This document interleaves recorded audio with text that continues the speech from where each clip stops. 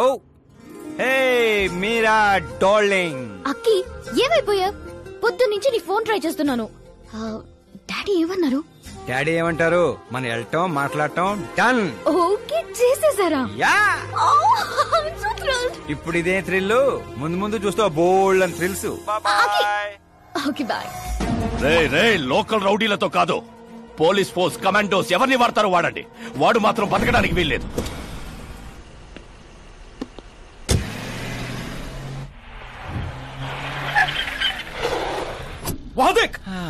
కాచపతి uncle ఇంకా సరే కానివ్వండి.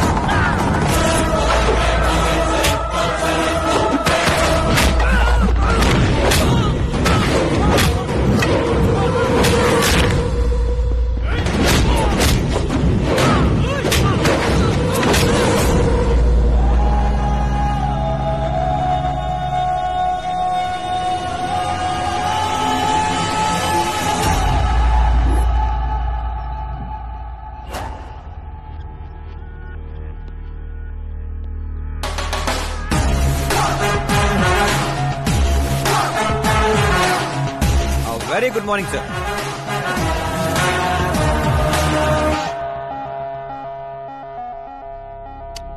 జీవితంలో లోపలి దాకా కూర్చొని చైర్లో మాత్రం ఎడ్జ్లో కూర్చుంటావేట్రా? మర్యాద, మామగారికి మర్యాద, రెస్పెక్ట్. రెస్పెక్ట్. మీ పేపర్ పెట్టి కూడా కుర్చీయే. అంకిల్ కి పవర్ అంటే ప్రాణం అనుకుంటా. ఏంట్రా అది? మీరు రాసిచ్చిందే. ఇచ్చిన మాట ప్రకారం మీ అమ్మాయిని ఇచ్చేస్తే మా ఊరికి తీసుకెళ్ళాలి, అందరికి పరిచయం చేయాలి. ఒక్క నిమిషం నా ప్లేసుకు వచ్చి ఆలోచించరా?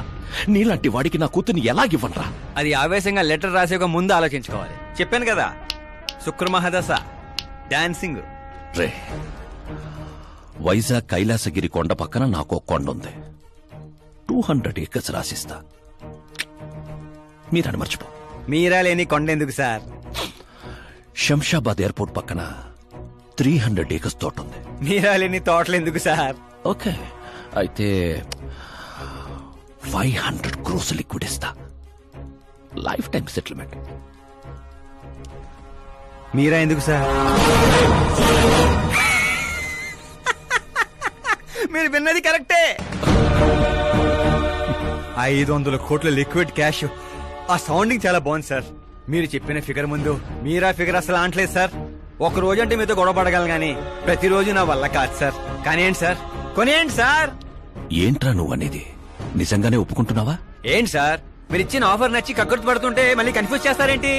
సార్, మనకు సంతకం విలువ కాదు సార్. వాడు మనసు మారక ముందే గోన్ సంచులతో కొట్టేయండి సార్.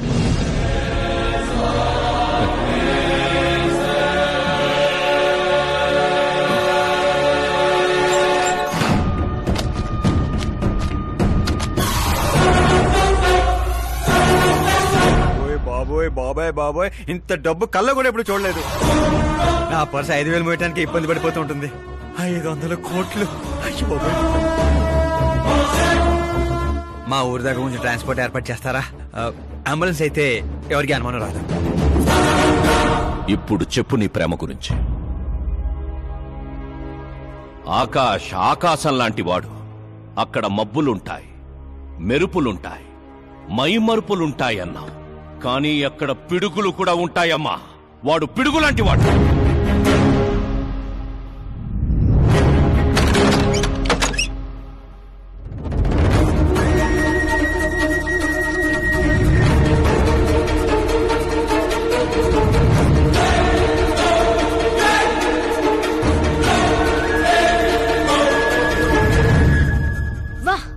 ఏం ఆడుకున్నావు? నా కోసం తనను వదిలేశావు, డబ్బు కోసం నన్ను వదిలేశావు. రేపు వీళ్ల పరిస్థితి ఏంటి? నాది మా నాన్న పోలిక అనేవాడివి. నిజంగానే నీది మీ నాన్న పోలికని ఇప్పుడు అర్థమైంది. అతని సేవ పేరుతో జనాల్ని చంపేసినట్టుగా నువ్వు ప్రేమ పేరుతో మమ్మల్ని మోసం చేశావు.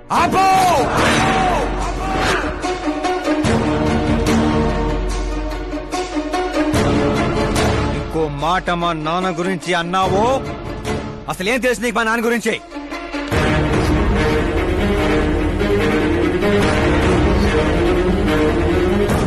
ఆయన ఎవరో తెలుసా?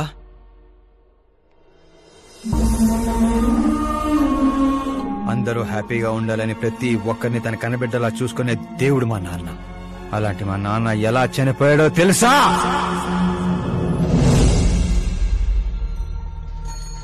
ప్రతి సంవత్సరంలాగే ఈ సంవత్సరం కూడా చాపమందు ప్రసాదం కోసం వస్తున్న ప్రజలకి ఆత్రేయపురం స్వాగతం పలుకుతోంది.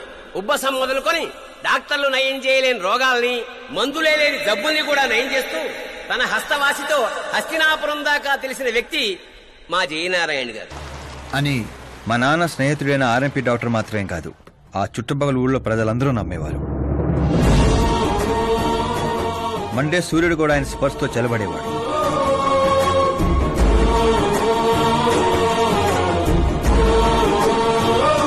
అయ్యా నమస్కారం.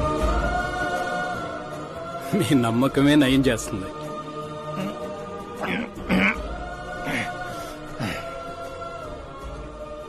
ఇది ఆనమ్మా.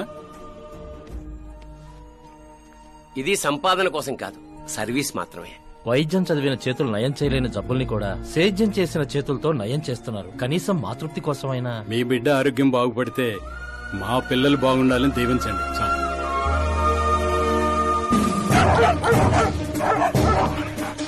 మా నాన్న సేవలు గుర్తించి పార్టీ హైకమాండే మా ఇంటికి వచ్చింది. నాకు రాజకీయాలు తెలియదండి. తెలిసిన వాళ్ళు వస్తే రాజకీయాలే చేస్తారు.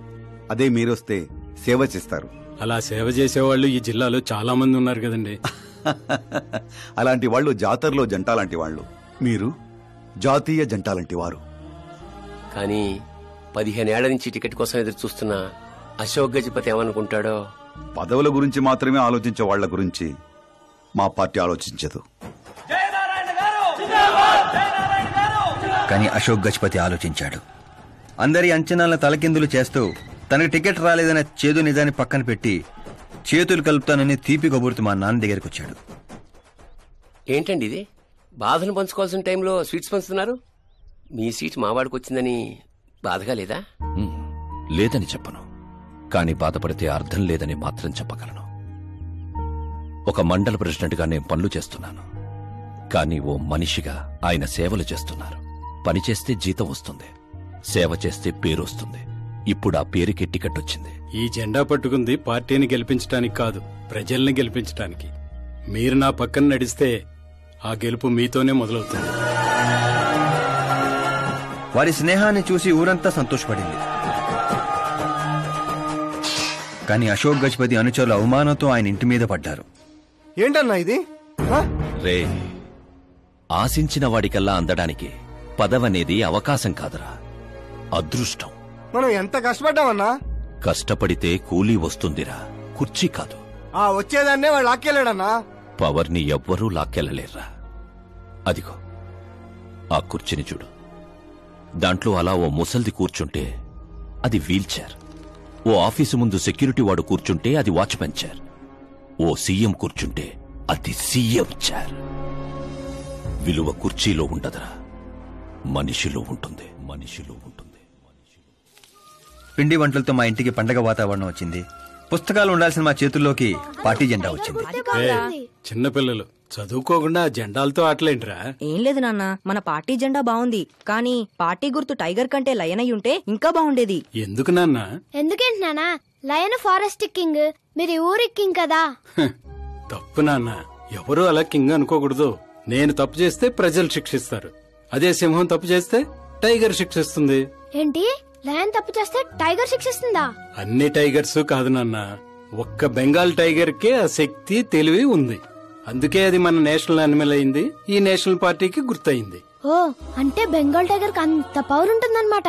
అవును, నీ ఎంత పవర్ ఉంది. ఆ రోజు నామినేషన్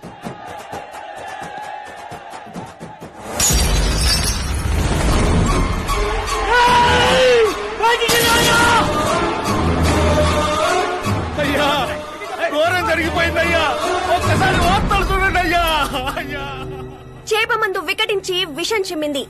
అమాయకుల ప్రాణాలపై క్లినికల్ ట్రయల్స్. డబ్బు కోసం ఫార్మా కంపెనీతో చేతులు కలిపిన జయనారాయణ. వందలాది మంది ప్రాణాలు గాల్లో కలిసిపోయాయి. కాళ్ళు చేతులు చచ్చుబడిపోయి కొందరు, బ్రెయిన్ డెడ్ అయిపోయి ఇంకొందరు. అసలు ఎంతమంది చనిపోయారో, ఎంతమంది బ్రతికే అవకాశం ఉందో డాక్టర్లు ఇంకా నిర్ధారించడం లేదు.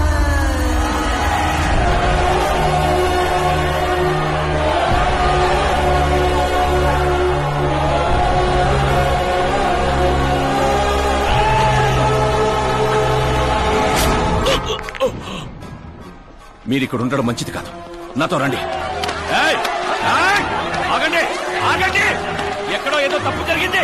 ఆయన అలాంటి వాడు కాదు.